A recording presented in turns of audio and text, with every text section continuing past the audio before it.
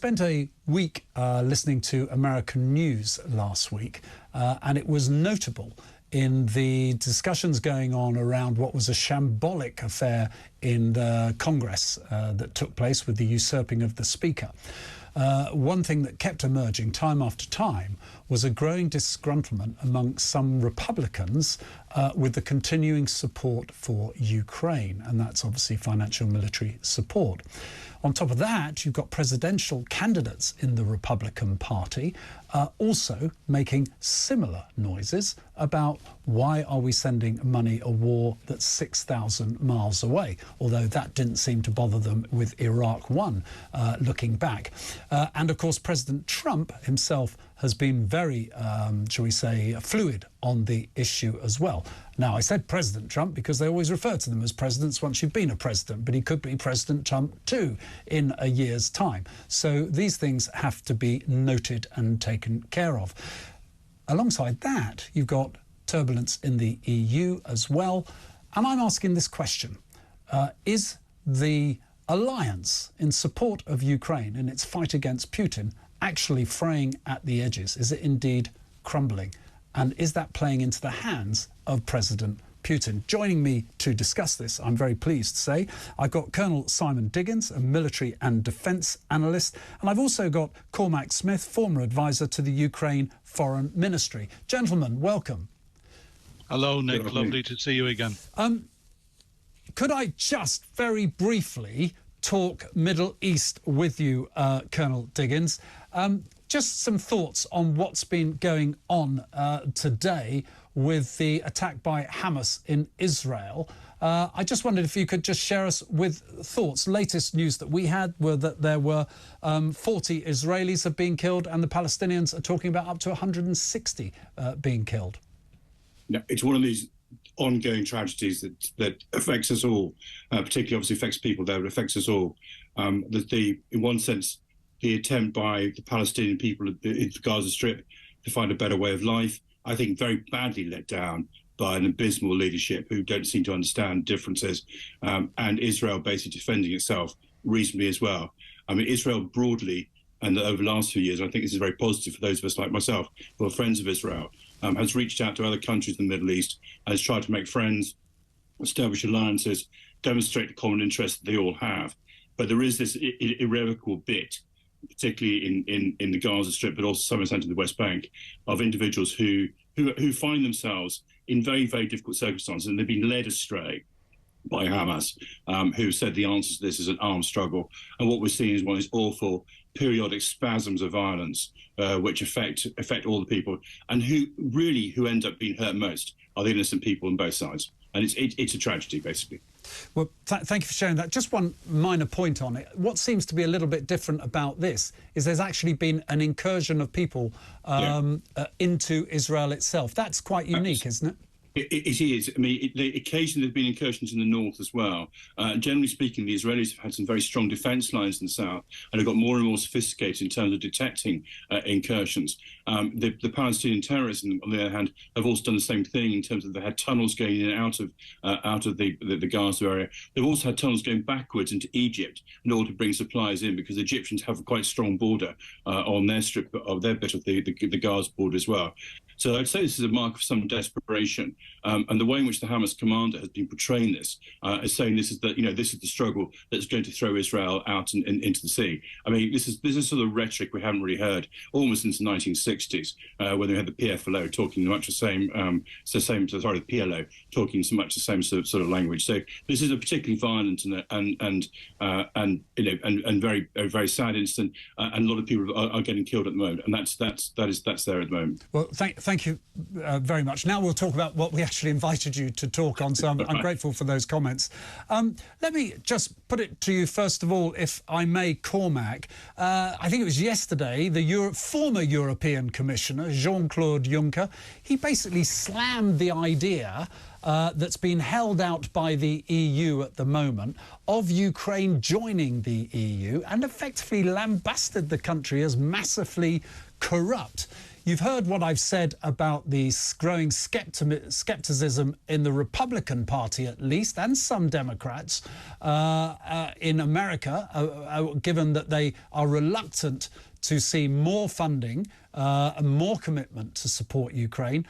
And we are pretty familiar with the current dispute between Poland and Ukraine that flared up. And now Slovakia, the largest party in their elections, effectively have a pro-Russia leader of that party.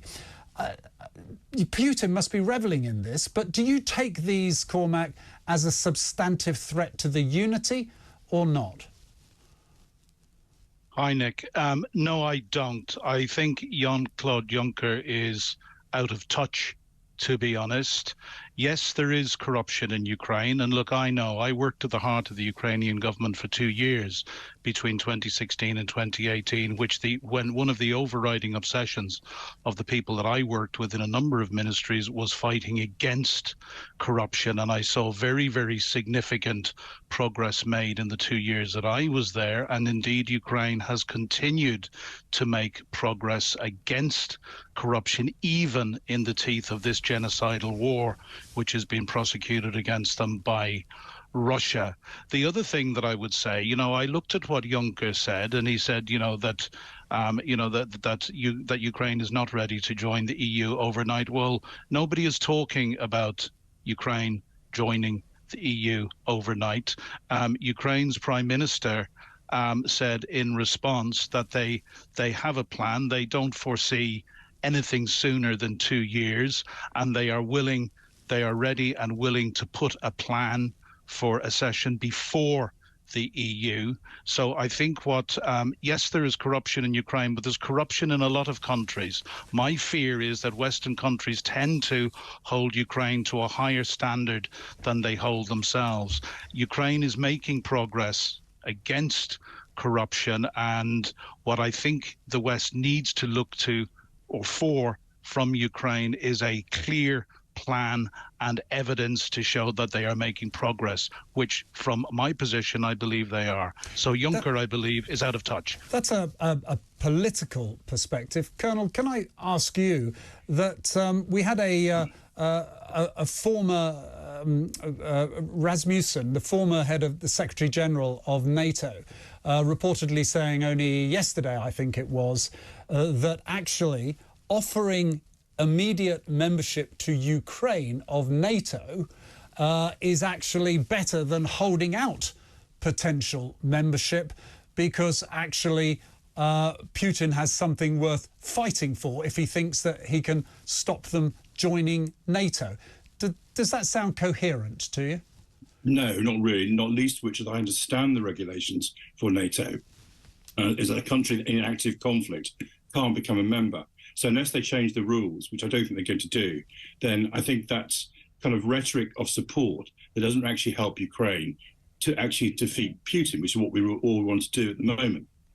And trying to balance NATO versus the EU, which is really, I think, also part of the conversation, but that is also very difficult. I mean, the EU is there really for the long term. The EU basically finds a way and it can establish a position whereby Ukraine can have a trading relationship, easy trading relationship with other countries, develop and can, if you like, make sure that it moves to a different place in terms of its governance and everything that goes with that, but for all the challenges the EU has. But it's a kind of mark of the future. NATO is a defensive organisation, which is essentially around protecting us very largely, I fear still, from a revanchist Russia.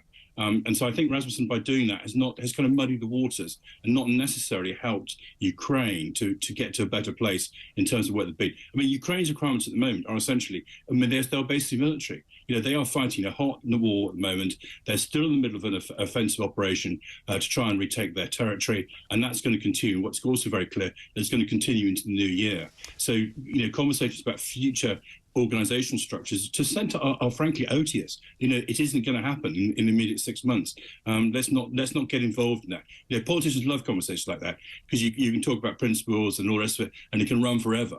But actually, what we really need to do is focus on what support they need and how do we get them. And that military support, there's some suggestion, and it's been talked about widely, even here in the UK, is that we're basically running out of kit ourselves. Is there a threat that we won't be able to provide the kit and the logistics to meet what Ukraine need? How genuine is that concern? I think the concern is absolutely genuine, because I think one of the things we've allowed ourselves to do over some 10 or 15 years is to completely erode our defence industrial base. So when Rishi Sunak promised the Ukrainians that he would give them an additional 100,000 155mm shells, which is the main artillery round that they were used, the contract had to be placed in Germany, because we didn't have the capacity in this country to deliver that ourselves. The production rate of high-rate missiles, of the kind of high-end missiles we've been using, anti-tank missiles, is painfully small.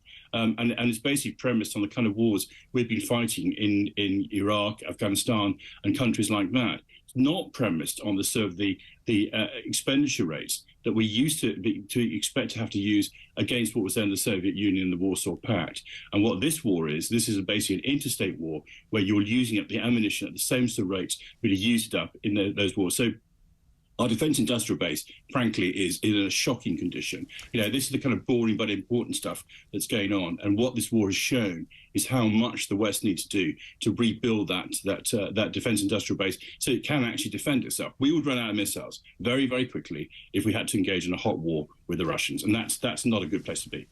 Cormac, you responded to my points about the fractured alliance, talking about Jean-Claude Juncker. What we didn't touch on was the potential of a President Trump, of Republicans holding money back. The fact of the matter is, a large chunk of military support that we've just been talking about still comes from America. Collectively, the EU probably does just a little bit more. But is Ukraine, are the leaders there very worried about the potential shift in policy taking place in America, which all hinges, by the looks of things, on a future election? I think all of us who care about Ukraine and the outcome of this war will be concerned about the prospect of a second term for Trump. But what I am more concerned about at the moment is the paralysis at the heart of the US government because of the lack of a speaker, which is threatening to hold up the next tranche of US funding. So that is a concern. My other big concern is Olaf Scholz, the German Chancellor, who is steadfastly refusing to provide Taurus, which is a long-range cruise missile very, very similar to Storm Shadow, which the Brits gave earlier on in the summer. And actually, Britain was the first one to really stand up and give the Ukrainians the long-range artillery that they have been crying out for. And of course, on that point, America is still holding back on supplying ATACMS, another long-range artillery system with a range of, I believe, Simon would correct me, around 190 miles, which the Ukrainians say they badly need. So they're my two biggest concerns. I'm less concerned about Poland because I think what the difficulties with Poland have been due to the forthcoming election and things that they are saying for a domestic audience. Poland has been along with Britain, has been one of Ukraine's greatest supporters from the start. It's certainly not good to see in Slovakia a pro-Putin president involved. But I would go on to say, just on the EU, in opposition to what Juncker said, Charles Mitchell, who is the current head of the EU, came out only the day before yesterday, I believe, and made a very strong statement about saying that the EU was in this for the long term and for as long as it takes. What I want to hear leaders saying is not for as long as it takes, but to actually make a commitment to define what success looks like and to say that they are in this to help Ukraine win and win as soon as possible. And if I can say one more thing, I agree with everything that Simon has just said, but I believe that the alliance, if we were serious, and I know we're serious about supporting Ukraine, but it seems like we're serious about supporting Ukraine enough to keep their head above water, but not quite sufficient to let them win. We should have put our arms industries on a war footing over a year ago, and that is now coming home to roost. Simon has set that out very, very clearly. And Simon, if you like, the defence industry, the conglomerates, can they really shape up and deliver if we demand more of them in time? They can, but time is the issue. I mean, the Americans have. I mean, I've highlighted the 155 millimeter shell issue. The Americans have got that have spent a year basically building up their artillery production systems, so they can actually match the rates. But you're talking about a will and commitment to do it, and then it's probably going to take a year just to get the factories and everything else lined up. So we can do it. But we will, and Cormanc's completely correct. You'd need to move them onto a war footing in order to do so. Just one final question for you, if I may, Colonel. The offensive this year has obviously slowed. It hasn't been as successful as some people were articulating it may be. They could have perhaps been unrealistic. But everyone's saying settle in for the long term. In your experience, and not asking you to be a politician, will there come a point in this war, like in many wars, where actually the allies, the supporters of Ukraine, start to say, you need to come to the table and there will have to be a settlement, and that could conceivably involve giving up land? I mean, that issue is always there. I mean, I'm always very wary, and you quite rightly be wary yourself about trying to posit that. It's not our land, it's not our territory that's been lost, and it's not us who've suffered that. I mean, and there's a sort of psychological dynamic to war, which is not always, doesn't necessarily appear in the kind of realist calculus about what's in people's advantage interests and what isn't. And that psychological impact says, we have been offended, deeply offended, and therefore we're going to try and keep going. At some point, you're right, people then say enough is enough. I mean, next year I think it's going to be interesting, because one thing about the Ukrainian offensive is worth highlighting. This is the first time, literally since 1917, when somebody's tried to conduct an offensive without having offensive air and air superiority. I mean, that's literally what they tried to do, and it's not too surprising that the progress they made has been remarkable, but they didn't make the kind of decisive breakthrough that people hoped and could have looked for.